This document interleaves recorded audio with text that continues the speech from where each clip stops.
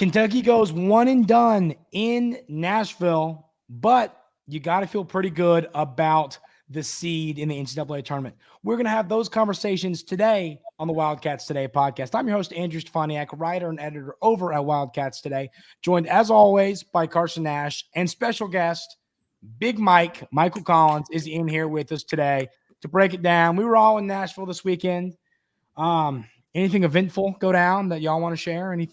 Were any towers built? Anything like that? No? Yeah, I mean, the person in the upper left corner seemed to have a really, really good night. But we built a tower out of cans. Mountain Dew. It was fun. It was great. Bunch of soda cans. Yes, a bunch of soda cans, a couple Dr. Peppers in there. But now we had a great time, but Kentucky did not. Goes one and done with the second loss of the season to Texas A&M. A game to me, I had to pull up the numbers in this game, but it felt like every time Kentucky got a little bit of momentum, A&M got a big basket on the other end. And Carson, you were in the arena. Mike was not. You were there in Nashville, but not in the arena. The atmosphere was insane. One of the best atmospheres I've seen. I mean, it was incredible. So, Carson, I mean, tell me your thoughts on the game, and then are you concerned going forward, whether it's defense, whatever? Do you have any concerns moving forward? Yeah, so you were right about the atmosphere. I mean, I got in around like 1:30 on Friday, and it was just blew everywhere. There was so much buzz in the air. You could feel the excitement just arriving in Nashville. But yeah, we kind of laid an egg, and it did have a lot to do with the defensive side of things. And we're going to talk about it a little bit later, but I'm not super worried about that. I'm not, because our defense is going to be our defense regardless. Yeah. I was more worried about the uncharacteristic turnovers that we were having more than anything on the defensive side of the ball, because I think those also translated into free points as well. Yeah. And I think you really just need I think DJ needs to take a step back in terms of play time compared to Reed and Rob. I think you're going to have to just lock your rotation in for these upcoming games. And I think Reed and Rob and Reeves are going to have to take the majority of the guard minutes. And that's what I would like to see going forward.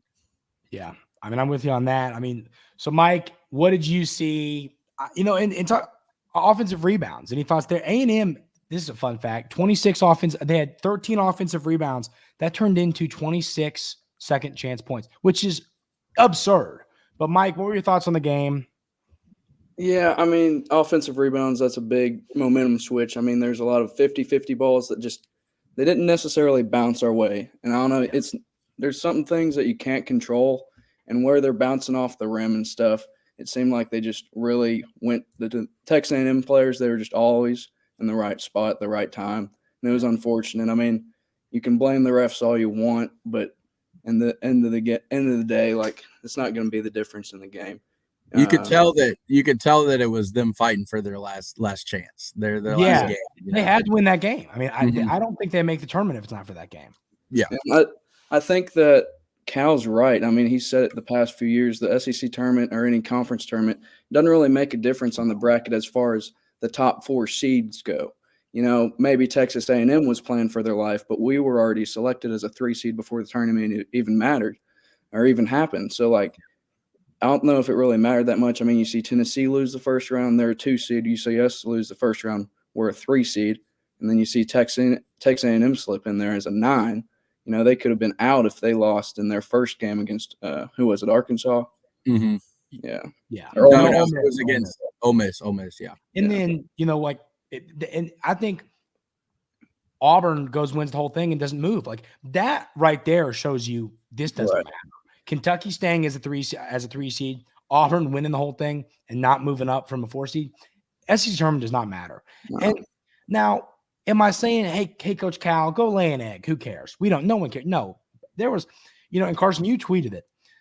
Whatever you tweeted after the game, something like, people, we deserve better than that. And that's true. I mean, while it doesn't, at the end of the day, let me ask you this. We won a national championship. Did either of you all care what happened in Nashville this weekend? No, back in 2012, we lost to Vandy. Who remembers that game? I mean, I remember it because I'm a big fan, but it's not like I really care because we won the national championship that year. Exactly. You know? And that's the whole point is like it doesn't matter. Rings are cool, banners are cool, but Kentucky doesn't need another banner for an SEC tournament. They don't need another one of those. You know what I mean? They need number 9, not a SEC tournament. Now, I'm not saying, hey, Cal, let's go lay an egg. I'm not saying that should be the goal, but I am saying no one's going to care if this team goes on a run. But I will say I do want to talk about, and Mike, you talked about 50-50 balls, and you're exactly right. And Carson, you talked about DJ's minutes. But to me, I just – the defense, I really want to get into that. The defense – and rebounding was a part of it. And 50-50 balls was a part of it. But Boots Radford did the same thing that he did in College Station in Nashville. He said, I'm going to put my head in the ground, and I'm going to go to the rim. Now, Wade Taylor was – draining threes, and that's a different story. But Boots Radford just said, I'm going to the rim, no one can stop me, and no one could. So what are y'all's thoughts there? Carson, you go first. I mean, what are is this a concern for you long-term, or do you believe Cal's going to figure something out? I think there's definitely an area to be concerned about, but I also think Texas A&M played the best game they've played all season.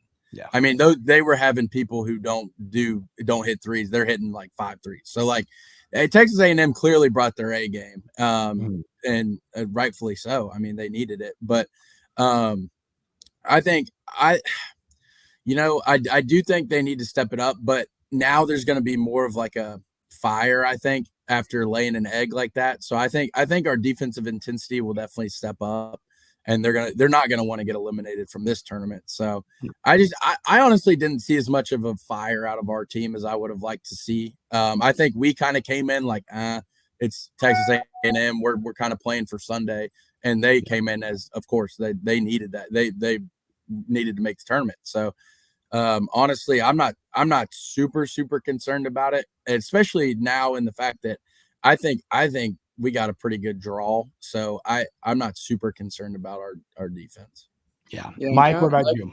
I was going to say, back to that point we were talking about, does Cal even get the guys up for this game like he would for an NCAA tournament game? You know, ever since the Texas A&M game, or Texas A&M, when we beat them in the SEC championship game back in, it was like 2017, I want to say. Yeah, Jamal Murray's. Tyler Ulis and Jamal Murray. We beat Texas A&M that year, and we ended up being a 4 seed, and A&M ended up being a 3 or 2 seed. And that was like kind of the first year Cal started talking about the tournament doesn't matter. And ever since then, he hadn't got the guys up for it. And I don't think we've won one since then. No, and I remember it screwed us over too, because Texas A&M got like a super high seed in a easier bracket, and we were the 4 and had to play against Indiana in the second round, ended up losing. Indiana in the second round, and then I think the 1 seed. Well, I don't remember who the 1 seed was, but I remember them being top 1 seed or something like that. So ever since then, he really hadn't got the guys up for it. And I think that, I mean, we haven't made too much of a run since then in the NCAA tournament, but like, I think he'll get the guys up for it differently for this. I mean, he'll have them in the position to where, like, you know, you don't want to lose it. For that, he may have had that fire. Did you happen to see the video of when they were celebrating when they got their name called, but Rob was not. Oh, Cameron sent that to me. I don't want to play Kentucky. I don't want to play Kentucky after that. No, Coach Cal in his post game comments, he did apologize to fans, which I like that. He was like, it was not our best showing. I really apologize to everyone who came down here. It wasn't like us. And then he was like, but I promise you this team's gonna fight. And he said we had guys in tears in the locker room. So if you don't think this team's gonna fight, I don't know what you're watching. Losing's not fun. I think you two figured that out the other day at the YMCA when we played basketball. All right. And even though, and Carson was giving me buckets, I'm going to be honest with you, but at the end of the day, the other team won. Cameron played well. I played well. I'm kind of that guy when it comes to on the hardwood, but I agree there. I think we move on to the way that the bracket shaped up. But first, we also, want to say, hey, if you haven't already hit that subscribe button, it really helps the show. Really appreciate y'all doing that. Hit the like button, helps grow the channel. We'd really appreciate y'all doing that for us. But let's get straight into this bracket. I wrote an article at Wildcats Today breaking it down, saying, I think, and it was funny, Mike, I used the word I used the word that you did, favorable. I think was it perfect? No. Is there a perfect bracket? No. But the Marquette as a 2 seed, take it all day long. I think our path to the Sweet 16 is very, very manageable. And then let's say you play Houston in the Elite Eight, assuming both teams get there. You're not going to play an easy team in the Elite Eight. You're not going to be playing Stetson in the, you know what I mean? Like if you're playing someone in the Elite Eight, both teams are going to be playing their best basketball. I was going to say, even if like St. Peter's, when they made it to the Elite Eight, they kind of laid an egg in the Elite Eight. But at that point, it's like they're playing better ball than anybody, or just as good as ball. Exactly. And so, and that's what I've seen. Now, would I have preferred our 1 seed to be Purdue? Of course. Yes, that'd have been much better. But I still just don't see a world where you're happy with an Elite Eight matchup, and so Houston, we'll get into, that, but I mean, we're going to try and take it one step at a time here. But I mean, what are y'all's thoughts on the bracket as a whole, who we play this weekend, who we play if we win? So Carson, thoughts on the bracket? Yeah, I agree. I think it's a favorable draw. I mean, in the first round, you got Oakland. I mean, they're a lower seed. Their tallest player is 6'9". So, I mean, we're going to have the size advantage in that one. And then if you win, you got either Texas Tech or NC State. NC State played really good. They ended up winning the ACC. They beat North Carolina. Yeah. Their big guy, Burns, is pretty good. But I don't think I don't think that's Carson at the YMCA. Yeah, that was Carson hitting those step back fadeaways on me all day. Yeah, he's really good. But I don't think they're going to be too much of an issue. And then, of course, you got Marquette, or in my opinion, I think it sucks that Handlogden got hurt. But I could have seen Florida. I could have seen Florida going to play us in the Sweet 16 instead of Marquette. I would take Florida over Marquette right now. And then what was that, Mike? I was going to say that 7-10 or the 10-10 matchup, that first four, one of those teams seems to always make a run. So we might find one of them in the Sweet 16. Yeah. But and then the top half of the bracket, I mean, Duke's not very good. They're the 4 seed. I don't think they're very good, so I don't think they'll make it to us. The sleeper team in our bracket, in my opinion, is none other than the Texas A&M Aggies. I think Texas A&M can make some noise. I really do. People are drinking the Kool-Aid on Texas A&M right now. I've seen that all over. Who was it? Wade Taylor is a baller. Nebraska's never won a tournament game either. He was hollering stuff. The media seating at the NCAA tournament is courtside, so I was, sitting there. He was hollering some stuff, folks. Wade Taylor was letting people know. He said he was standing on the business, as the young kids say nowadays. And yeah, no, that was impressive. I don't want to play him again. No, thank you. I don't. I mean, I would play him in the Elite Eight. I mean, if we're playing him in the Elite Eight, I'd be happy. Yeah. I agree with you on that, but it's like beating the team 3 times is so. I know we say that about football, which or beating a team twice in football, it's hard to do. But beating a team 3 times is just, that's hard to do. So especially being an underdog every game, you're not in the first place. But no, they're hot. Florida, they had some uncharacteristic guys hitting threes away from, I think, Texas A&M playing Auburn in the championship game. So. They're hot. I agree with you on that, Carson, that they're a sleeper. But Mike, what are your thoughts on this bracket and the way it sits? I think we got a favorable draw, as you said that. But Marquette, they could be a good team if Kolek comes back. I was watching them at the beginning of the season, and they're a completely different team. He's an elite scorer, and it just depends on if he comes back. But if he doesn't, which I don't know, we haven't heard any news about him yet, have we? I haven't seen anything. I haven't. Okay. That could be an early – Western Kentucky could come in there and beat them. But I'm not going to say they're terrible. They're a 2 seed for a reason. I think the Big East is a solid conference. And the fact that they only got 3 teams is kind of crazy. But I think that Marquette, we're not going to get too far up. We want to worry about Oakland first. Their tallest guy is 6'9", and their highest scorer, he's a 6'6" forward. But I think he's listed as a forward, but I'm not over here watching tape, but based on the statistics, seems like he kind of plays more like a guard. kind of like a Justin Edwards. He's listed as forward, but he plays more like a guard. So we'll see who matches up with him. I want a do on him, obviously, but I don't know. I'm excited for it. It's March. Yeah. So, and that's a good point, Mike, about I watched a little bit of tape on that Townsend kid, and he does play like he plays a kind of a three, but it's funny in college basketball, 6'6" is even small for a three, in all honesty. I mean, you see a lot of 6'8", 6'7" threes. Yeah. So, this is a small team. So here's the question. And we were going to talk about this. This is a little bit, Cal's tweak. Coach Cal supposedly has a tweak, and he wants to maybe put in 2 7-footers. So the question I have for y'all is, how do you play against Oakland? Now, because we want to take this game by game. Does he use that against Oakland, or do you go small ball and beat them with a small lineup? So what are your thoughts on that? Carson, you start. What do you think about? What are your thoughts there? Yeah, see, I'm torn because I feel like it could be positive. Well, in my opinion, you have to play Z at the 4. If you're going to play 2, Z has to play the 4. Yeah. And the other one, it probably should be Hugo. If we're playing 2 bigs, I would say Hugo and Z are the 2 guys. And I would play Z at the 4.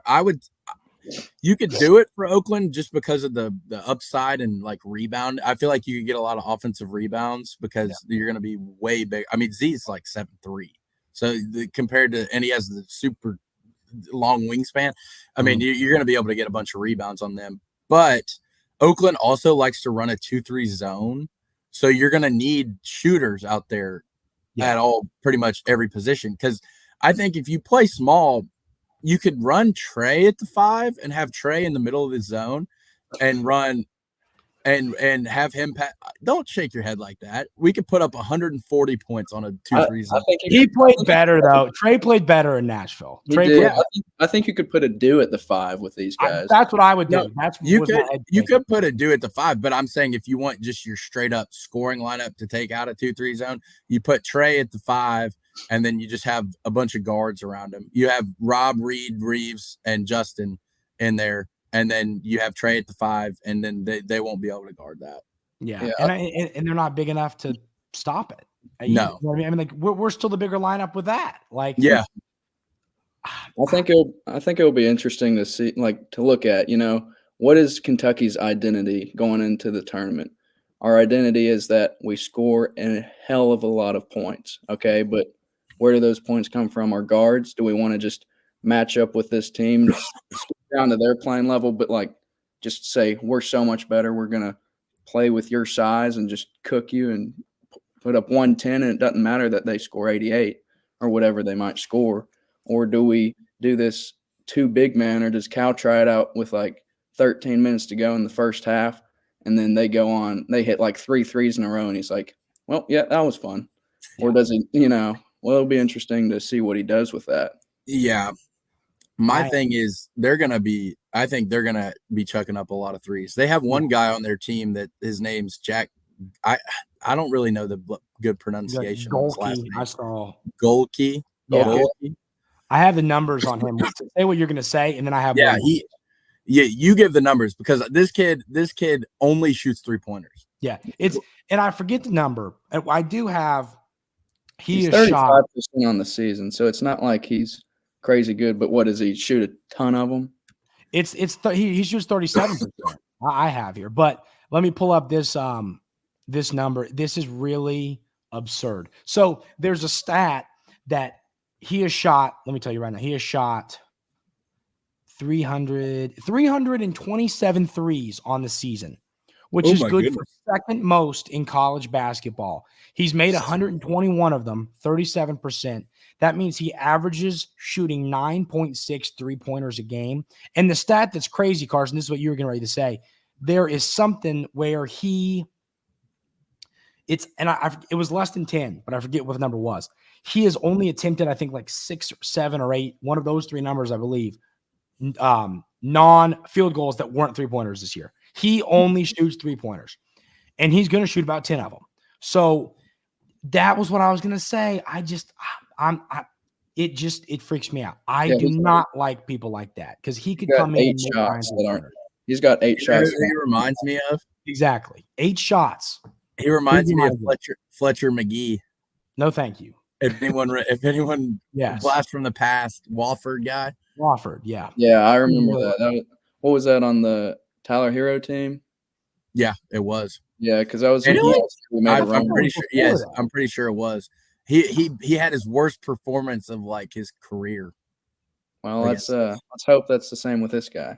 Mm-hmm. But we don't want to be on the butt end of this guy's. Well, I mean, you also got to look into it this way. Like he plays for Oakland, who I don't know which conference they're actually in. Horizon, but they're not going to be playing against the athletes that the SEC has normally. So it's a lot easier to get a shot up in that conference than it would be in the SEC. So now I don't know where this guy transferred from, but his stats only go this season, and it says he's a senior. So I'm wondering if he was like a D2 or D3 transfer.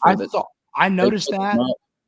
I looked that up. Our buddy Cameron likes to put a dollar on about like he bets on like 30 teams to win every night, puts $1 on it to win like $82 trillion. And he like knows everything about all these small teams. And we were watching Oakland the other day, and we actually heard that stat about this Golke kid, about he's only shot like whatever 8. We heard that stat, and I looked him up and I saw the same thing. So I don't know where he came from, and I looked it up. I think that his stats on ESPN just aren't right because he has stats on the Oakland website. I think that they just have him messed up. But and he's 6'3", so this is not. It's not like we're talking about a 5'8" guard here. He's a taller guy. He can shoot it, of course. But this team also, they don't shoot a lot of threes as a team. He shoots a lot of threes. They shoot just barely more threes a game than Kentucky. I think their number was like 24. So, they're not out here. They're not Alabama. They're not shooting 30 a game. They're shooting about 24 a game. So they like to score with Townsend inside, even though he can, score from outside as well. But Golke, when he's got the ball, it's like it's going to be like Hubbard at Mississippi State. When he's got the ball, you got to have hands in his face. You can't give him any space or he will shoot him. And, like you said, he's shooting about 37%. He's going to make them something. He shoots a lot. Shooting 37% for how many he shot is pretty impressive. I still think if Reed Shepherd shot that many, he'd be shooting in a number like probably still 45% because he's something else. But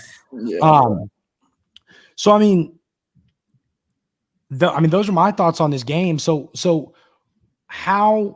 what I want to ask you: how does Kentucky win this game? Do you think they win it they blow them out and we score 110, they score 85, but it's a blowout? Do you think some defense shows up and Kentucky scores 90 and they score like 67? Like, how does Kentucky win this game? Do you think, how is it kind of going to look? So Carson, what are your thoughts on that? I think we're going to do it with offense. Cause if they're going to play a 2-3 zone, I just do not know how they're going to stop us. I don't. I mean, we would put up 120 points on them if they play a 2-3 zone. So I just don't see, and you said they don't shoot a lot of 3-pointers, so I don't see how they'll be able to stay in the game. Now it's different because it's Kentucky, so they're going to be shooting more 3-pointers than they normally do to try to stay in the game. And Cinderella, March Madness, the threes will come with them. They'll shoot 30. Let's say that. Yeah, they'll shoot a lot of 3-pointers against us.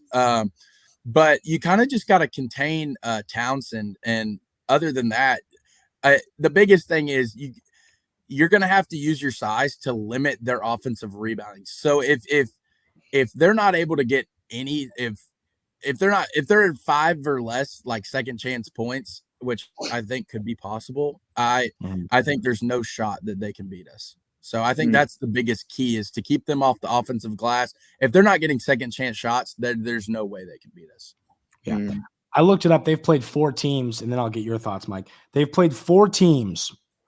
They played Ohio State, lost by 6 points, opened the season. They played Illinois, who just won the Big Ten championship yesterday. They won that game. They lost that game, by 11 points. Illinois won by 11. And then in December, those are back-to-back games, Ohio State and Illinois. Then they played Michigan State and lost 62-79. And then they played Dayton, another tournament team, lost that one 91-67. So they've played some legit teams. I mean, that's what is that? And they did beat Xavier early on in the season, which Xavier. Big East team, but still, I mean, they're a Power 6 basketball team. Yeah. No, you're exactly right about that. But so, I mean, Mike, what are your thoughts on that question I had a moment ago? Yeah, I mean, the key to winning, I think, outscoring them, obviously, you have to score more points than them. But, you just go into it knowing that you're the better, the higher talented team, and, you'll get your steals and your fast break points. If you get 15, 20 of those, not steals, but fast break points, and then you just keep the offense like high power. Yeah. Yeah, I mean, what do you think? I mean, I just would be really frustrated. And we're to the point in the season where it's like, just, hey, shut up and enjoy it. But it's like, if we score 108 and they score 90, like I know that's the way this team plays. And maybe I should just accept that. I should just shut up and accept it. But you can't give up 90 points to this team. You just can't. I think you need to win this game something like 95-68. I mean, like, I think you need to blow this team out of the water, hold them down defensively, send them 95 is still a lot of points. For us? Yeah. I mean, I mean, I'm talking about, I mean, I'd like it if we scored a lot of points, but I'd also, if we score 110 and they score 68, that'd be great. I just think I would, and I agree. I'll never forget one of the first games of the season, the team played a 2-3 zone, and Kentucky had a great offensive day. And I remember in post-game interviews, the players were like, yeah, we love a 2-3 zone. Please play a 2-3 zone. We'd love it. Just please keep doing it. I forget what team it was. Was it Miami or no? It was Miami. I know it was Miami. Yeah, it was Miami. Yeah, because I remember Trey Mitchell was talking about it. And they scored right on the number, 95. Yeah. 95-73. Please play. Miami turned out to be not very good, but we did well against teams that played the 2-3 because you can't really guard it's meant to guard the 3, isn't it? It's meant, or like, what is – does Carson, it's meant to stop penetration. Yeah. Because, I mean, that's why people kind of want Cal to start playing zone, is because we're getting beat off the dribble so much. It's meant to stop penetration. But, I mean, it's very easy to beat when you have great passing bigs and guys who can score at every other position. So yeah, a passer like Reed Shepherd that can just find the open man, and then he gets wide open, or Reeves off ball, he gets wide open. If it's 2-3, you just have to have constant off ball movement. That'd be good.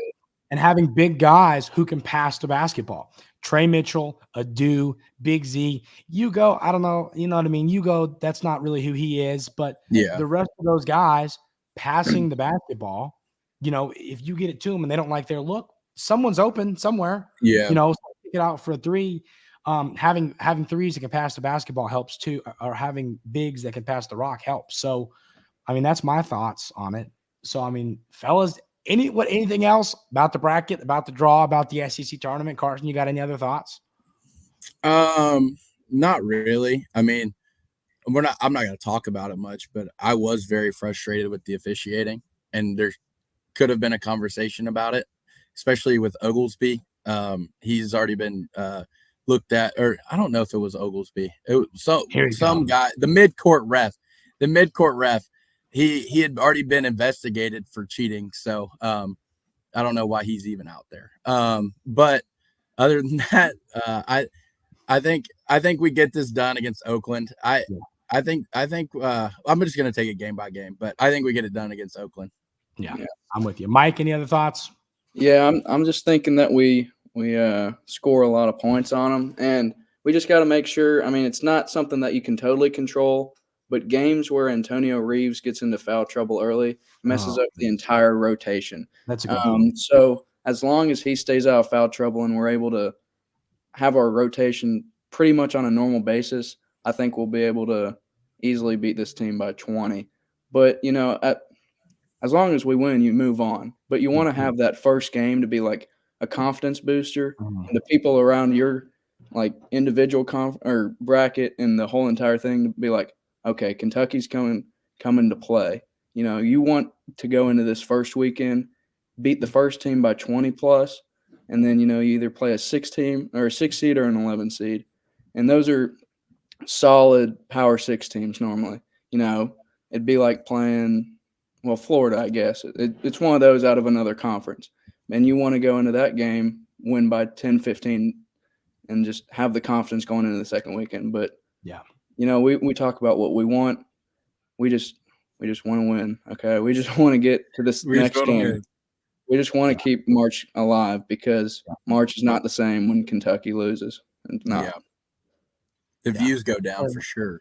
I don't care if they win by a point or if they win by. They lose at least 1, 2, and 3 from us 3. So yeah,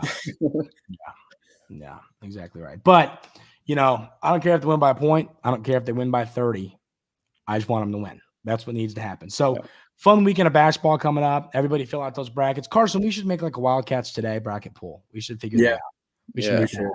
And then we'll make that happen. Join it, and we'll put the link. We'll put the link in the. We'll make that. We're gonna make that happen. We're gonna make that happen. But that's gonna do it for today's show. Thanks, Mike, for showing up. Carson, as always, for being here. We'll be back to do something of some kind before, maybe preview this Oakland team more, do some more deep diving into them. But once again, if you haven't already hit that subscribe button, hit that like button. It really does help the show a ton. So we appreciate that. Hope everybody has a great rest of their day today, and we will see you next time.